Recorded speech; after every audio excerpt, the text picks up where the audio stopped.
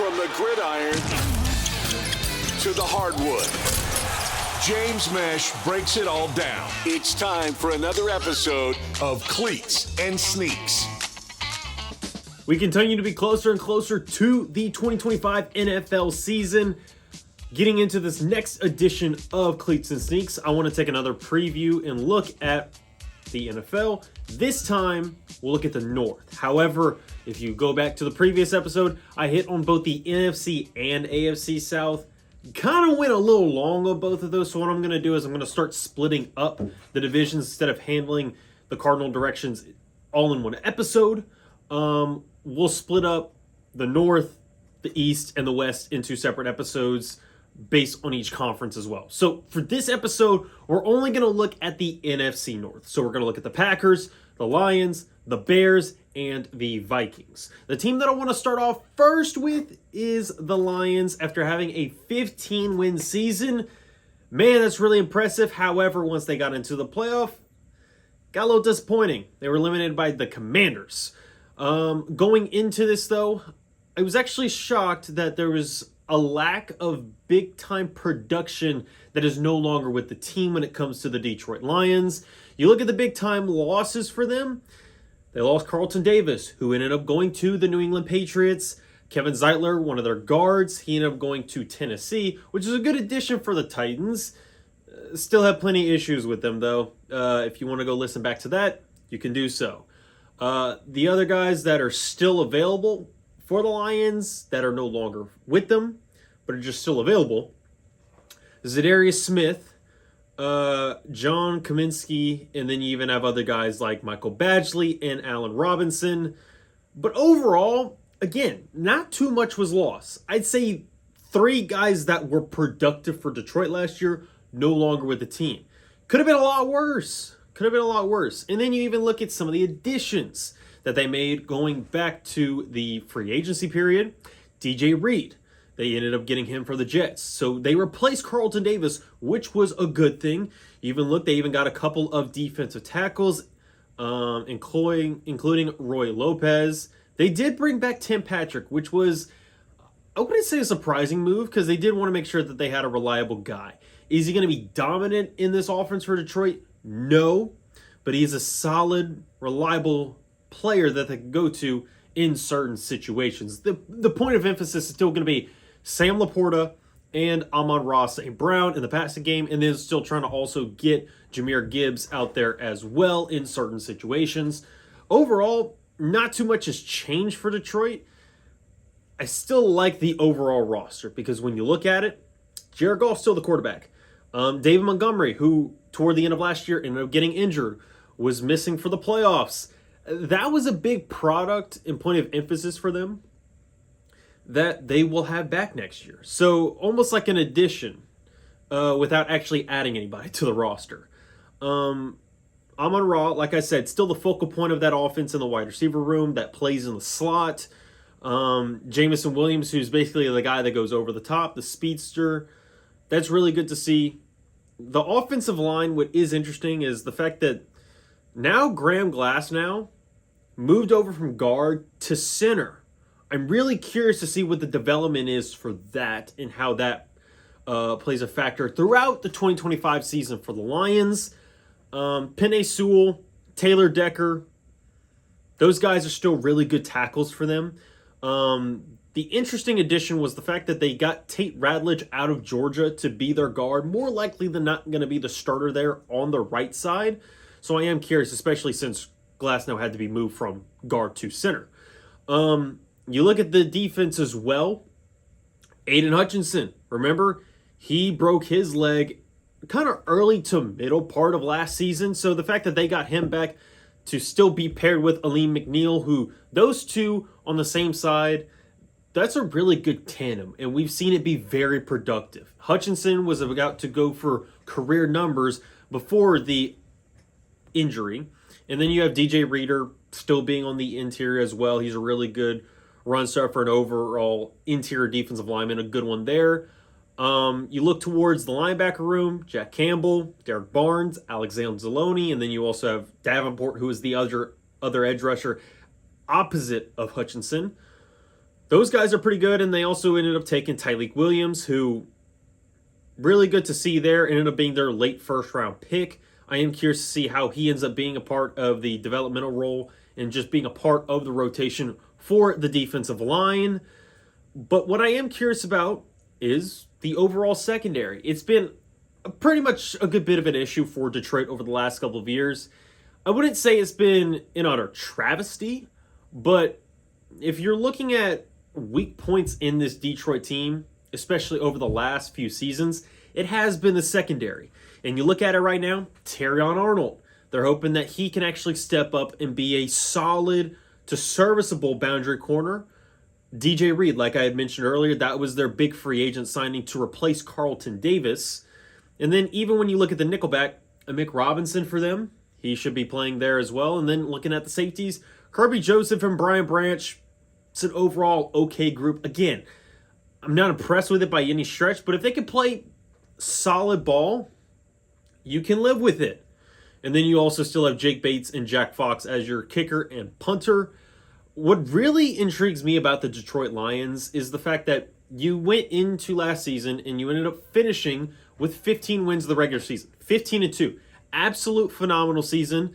It started to fall off the rails a little bit as you saw a couple of guys go down, and it started to play more and more of a factor. Hutchinson going down in the middle to early part of the year, and then towards the tail end, you losing one of your two-headed monster at running back in David Montgomery. They still put up points, but it played a factor, and it put more emphasis on Jared Goff to have to try and win them ball games, which we've seen it through his career. He just can't. I think Detroit's still going to be a good team, but I definitely don't expect them to win 15 games. I think they're going to come down much more to earth. The fact that you saw how explosive and how efficient that offense was, putting up as many points as they did, it's hard for me to believe that they are going to replicate that and be as far ahead as they were last year. They're going to have to make sure that they stop the run. The fact that opposing teams and the fact that they were 8-0 on the road last year, you're going to see them be in situations that they weren't necessarily put in last year. So to me, it's going to take a little bit of adjusting for the team overall and Coach Dan Campbell to realize, oh, we're not up by 20 in the ball game. We're going to have to make sure that we play good, sound, situational football, which at times, depending on how you feel about Dan Campbell's coaching style and how often he likes to go for it, it could bite them a couple times, which could lead to more losses. So it would not surprise me at all if Detroit's still a playoff team, still ends up as the 5, 6, 7 seed, and ends up being a wild card instead of winning the division because of those decisions and just the fact that the team lost a couple of guys, brought some back, but it's just hard to believe and have so many things go your way and be that dominant like they were last year and it work out. I still think it's going to be a good team. I don't expect them to win 13 plus games. Definitely don't expect them to win 15 games like they did last year. I'll get more into that in a later episode before the season starts. Looking towards the Green Bay Packers, though, they are a team, it would not shock me if they actually won the division. I know it sounds shocking, especially with the fact that Detroit's still very much intact. It's not like they lost any big-time pieces, and if they did so, they did pretty well replacing them. The thing, though, is you always see the changing of the guard every couple of years. To me, I think Green Bay is still in a really solid place where they could actually compete and actually win the division. A big factor as to why they didn't do so well last year and was a lower seed was the fact that Jordan Love was starting to really battle injuries throughout the middle and latter part of the season. You also had the fact that they can never rely on Christian Watson. They relied a lot on Josh Jacobs. But overall, a couple of different injuries here and there and some bad breaks just led to them only being so high in the playoffs. They were still a good football team, but at the same time, there was a lot to be desired, and you could tell there was some clear holes in this team. I think they did all right actually getting into that because you look at some of the guys that they brought in. They brought in Aaron Banks to shore up that interior offensive line from the 49ers. They added another cornerback in Nate Hobbs, a 4-year deal with $48 million. And then they even added Mecole Hardman once again from the Chiefs and got John Fitzpatrick, another tight end who they retained. Some of the losses that they had, they lost Jair Alexander. They finally moved on from him because you could just tell that marriage, that was soon to become a divorce as he ended up going to the Baltimore Ravens. They also lost Eric Wilson, had Eric Stokes end up going to Las Vegas, and to Darryl Slayton, one of their defensive tackles. He ended up signing a 2-year deal with the Cincinnati Bengals. Also, A.J. Dillon ended up going to Philadelphia to go be a part of their running back room. So, I look at this, and again, it's kind of much like I've seen with Detroit. There wasn't a whole lot or too many big-time departures for Green Bay. The big one to me was Jair Alexander, but they had kind of realized we kind of need to move on from him anyway. He doesn't play as often as you would hope so for a top-tier corner, so they just ended up letting him go. That's something that is a concern for me because that overall cornerback room, look, Nate Hobbs getting a big-time deal, going to primarily be their nickelback, but I could see him playing some boundary. Outside of that, Keshawn Nixon and Carrington Valentine is your supposed starting boundary corners the majority of the time. I'm not really sold on it.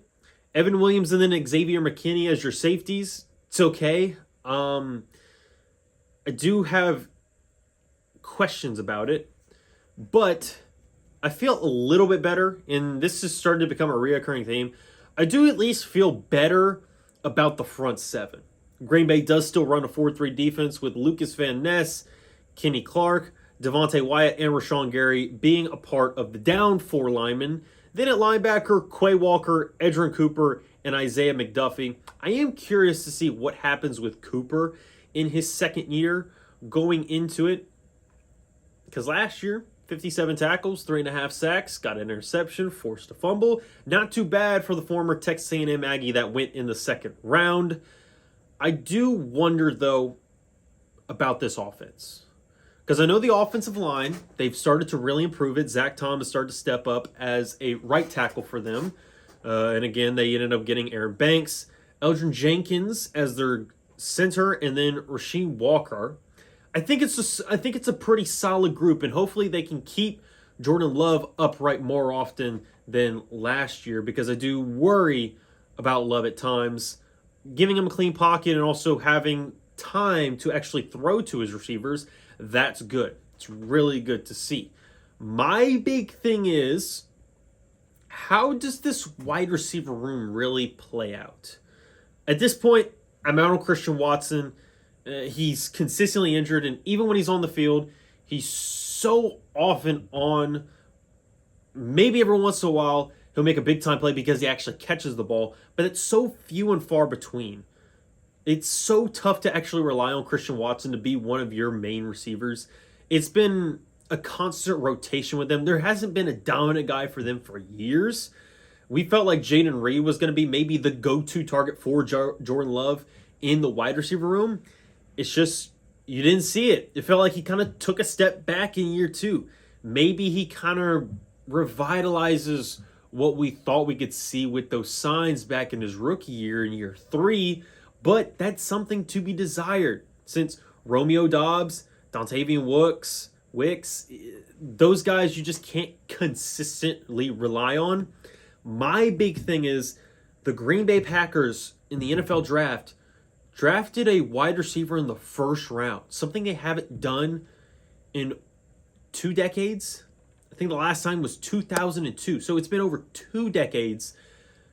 That's crazy to think. And not only did they get 1 wide receiver, but they got 2 because later on in the draft, they ended up getting Savion Williams, the wide receiver at TCU, in the 3rd round. So they made it a point of emphasis that these wide receivers, they're not very sold on them. Christian Watson feels like he is soon going to be out the door. Dontavian Wicks is not a guy that you can consistently rely on. And Romeo Doubs, even though he is a guy that you can believe in more, you can't believe in him too much because over the years, even at 25 years old, now the former 2022 4th round pick, he's consistently giving you what?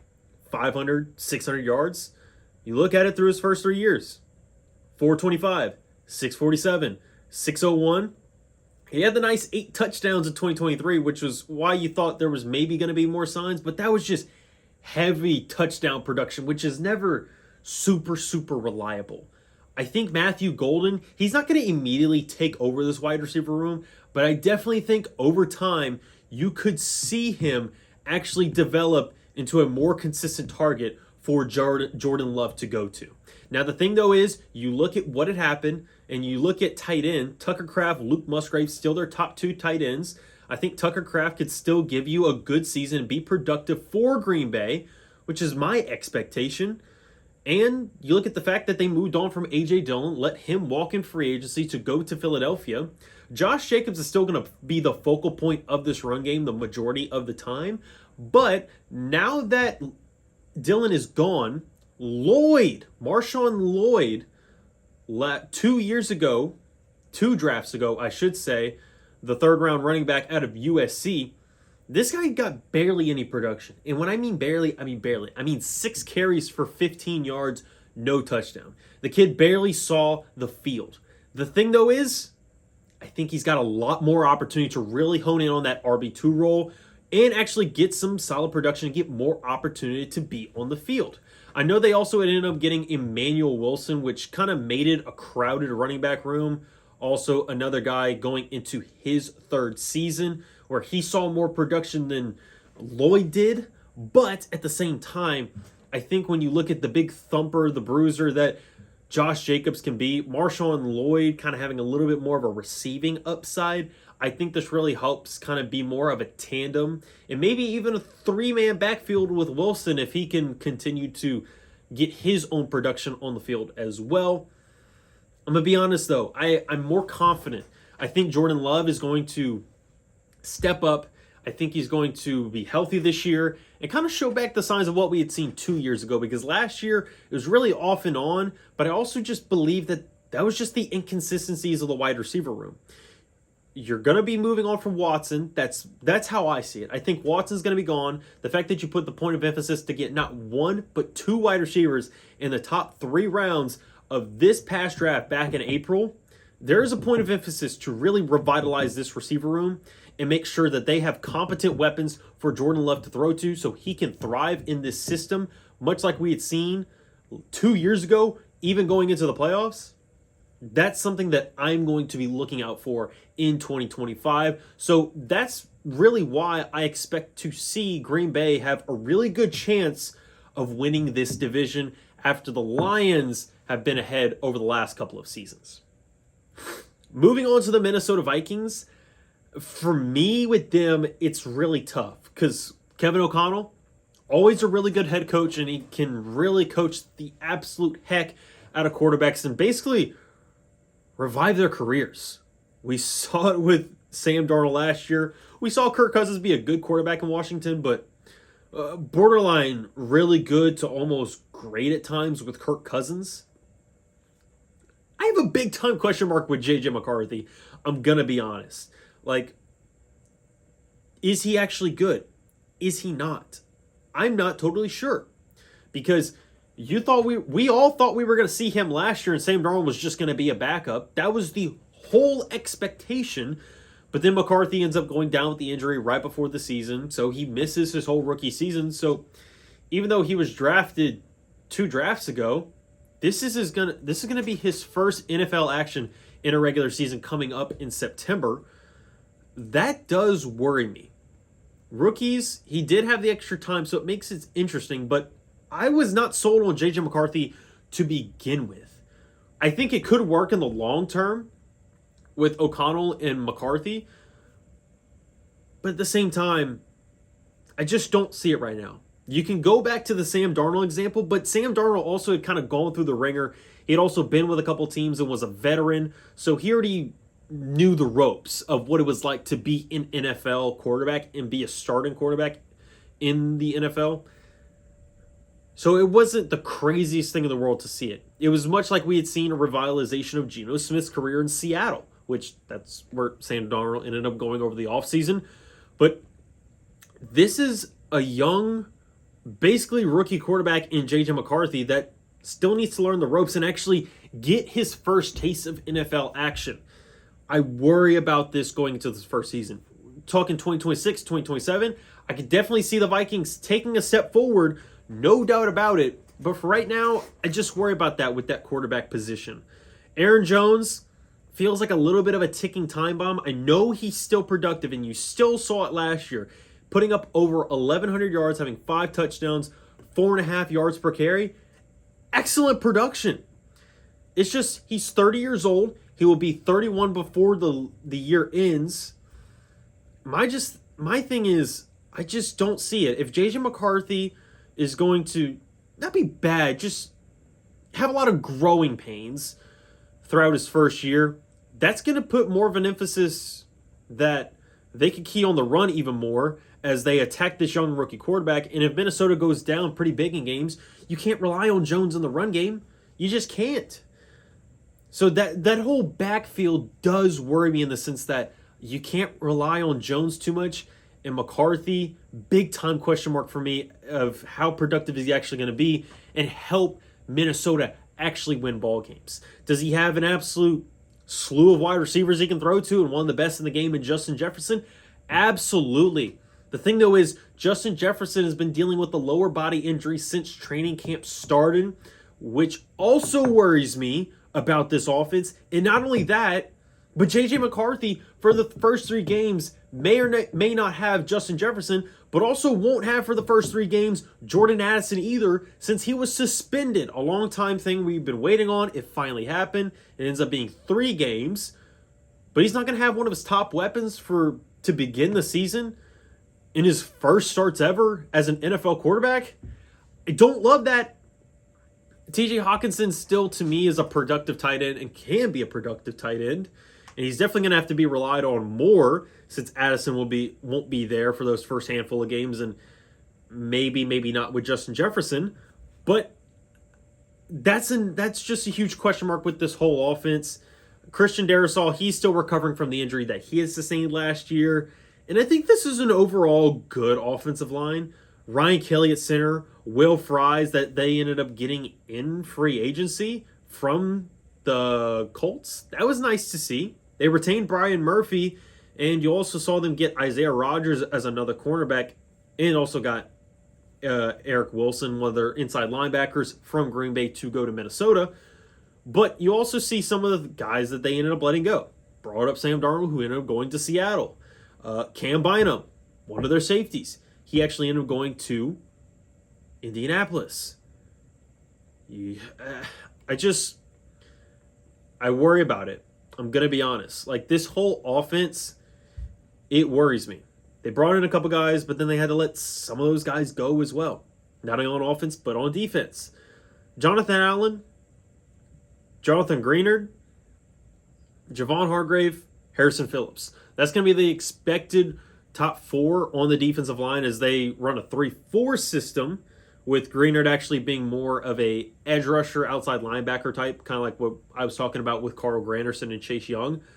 Van Ginkel's a guy that I still like as a linebacker, but I do wonder, he kind of bursts onto the scene, but how much longer can I actually expect him to be one of those quote-unquote surprise top linebackers that's really sneaky good? It's just not a lot of people talk about. I almost wonder, does he kind of start to fall back into place and kind of be just a jag, just a guy? That's what I wonder. And then even when you look at the secondary, Isaiah Rodgers, Mekhi Blackman, Byron Murphy, which was a nice pickup, and then you still have Harrison Smith, as old as Harrison Smith is, and then Joshua Metellus. Like, overall with Minnesota, I just think that they're going to take a step back. They made the crazy leap without J.J. McCarthy and was a huge surprise with how good they were. But at the same time, you look at last year's schedule and you look at how good Minnesota was back in 2024.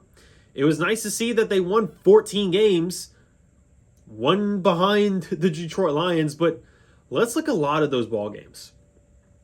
They won by 1 against a bad Arizona team last year. They barely beat Seattle in Seattle. They beat Green Bay by 2.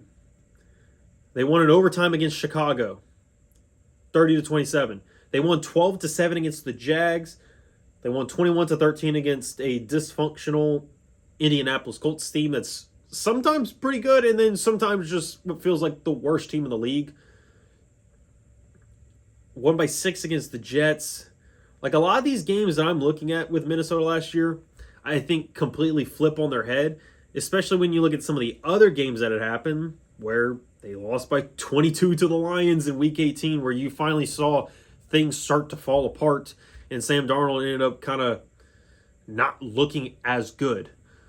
I think when it comes down to it, I think Minnesota is going to be an all right team, but I think they're going to have to go through a lot of growing pains since they're having a young quarterback now be under center for the first time, getting his first NFL action, having an aging running back, and then a suspension and an injury to their top receivers. I just don't love it. I don't love it for Minnesota. I think they'll be okay. Just I don't expect them to make the playoffs. I'm going to be honest. And then for the final team, looking at the Chicago Bears, I know that the expectation is that you're going to have a new revitalized offense. Caleb Williams is actually going to feel like he can feel like a more consistent NFL quarterback. But when I look at it, I just don't see them making that big time jump. I know Ben Johnson is now going to be the head coach for Chicago, and there's a lot of hope there. I'm just not totally sure if this is going to work out. This is a tough NFC North division where 3 teams made the playoffs last year. And oftentimes, 3 teams in that division are really good. Oftentimes, the odd one out ends up being Chicago. I think you can see some strides from Caleb Williams, but I do just worry. I've heard a lot of bad things out of Bears camp as well, that Caleb Williams hasn't looked great. So maybe this isn't the fastest start that maybe we thought. Could it work out towards the tail end of the year? Sure. But DeAndre Swift at running back, DJ Moore, Rome Odunze. Rome, I expect to actually become that dominant X receiver that Keenan Allen was kind of holding in place for last year. Now that Keenan's gone, you don't have to worry about that. I really think that this connection between Caleb Williams and Rome Odunze could actually blossom, but I just need to see those actual strides be taken from Williams under Ben Johnson's system for it to work. I think what was so good was the fact that Ben Johnson had a veteran quarterback in Detroit that could run this no problem. Caleb, to me, is going to have to be more accountable on things, and he's going to have to be relied upon to actually make sure that this system works. I just worried that this won't gel and definitely won't be the fastest start. He's got weapons. He's still got Cole Kmet. The fact that they took Colston Loveland early on in the draft as well, that was a telltale sign of what they're trying to do, which is good. But man, I still worry about that offensive line. I know they recently got it. They got Joe Tooney. They got Jonah Jackson. They got Drew Dowman. Like, I know they really are trying to fix especially that interior of the defensive or offensive line, because that's where Caleb was getting killed last year. But at the same time, I still worry about Darnell Wright and Braxton Jones. Like, even though it feels like this should work, something tells me that it's not. It's the Chicago Bears. We always see this, and anytime they have a quarterback, something about it just doesn't work one way or another. I'm going to be honest. Like, on paper, I look at these talented players. I look at a young, talented quarterback. I look at a young, talented, offensive-minded, now head coach, but I'm worried. Could they put up points? Sure, especially after you look at a defense last year that Chicago had that was really good. They still have Montez Sweat. They still have now Grady Jarrett to help fix that defensive line and even put more bolstering and make it even better.